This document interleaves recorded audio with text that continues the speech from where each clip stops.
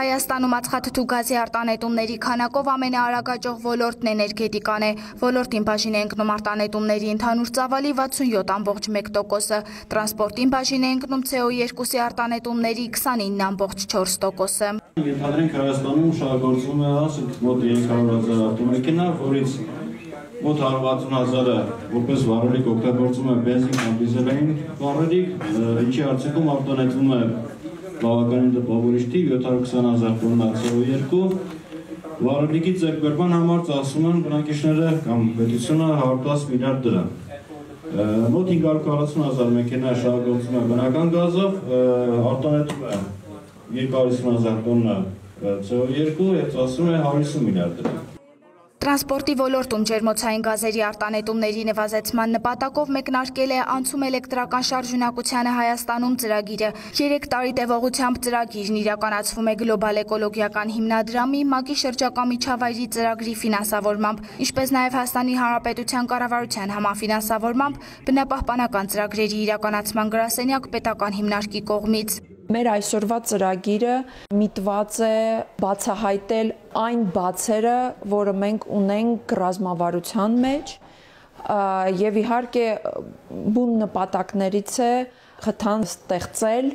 այս ոլորտի համար, բարձրացնել իրազեկումը եւ գիտակցությունը մեր հանրության դեպի կանաչ տնտեսություն։ Ծրագիրը բաղկացած է 3 բաղադրիչից՝ ցածր ածխածնային շարժունակության ինստիտուցիոնալիզացում եւ ռազմավարական պլանավորում, կարճաժամկետ արգելքների վերացում ցածր ածխածնային էլեկտրական շարժունակության ցուցադրական ծրագրերի միջոցով, քաղաքականության մշակում պիլոտային ծրագրերի փորձի հիման վրա։ Հիմնական խնդիրները դրանք իրազեկվածության ցածր մակարդակն է, ենթակառուցվածքների սակավ լինելն է, լիցքավորման կայանների, սպասարկման անձնակազմի, ինչպես նաև մեքենաների, էլեկտրոմոբիլների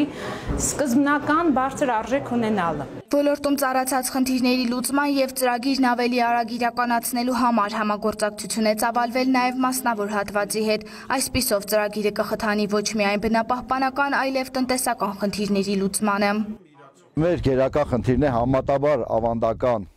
միջոցառումներից հնարավորինս անցում կատարել դեպի ավելի նոր, ավելի կայուն, ավելի կանաչ տեխնոլոգիաների։ Միանշանակ կավելանա տուրիստների քանակը մեր մարզում գիտակցելով, որ օդի աղտոտվածությունն ավելի ցածր է, բնակչության համար կլինեն միանշանակ տնտեսապես ավելի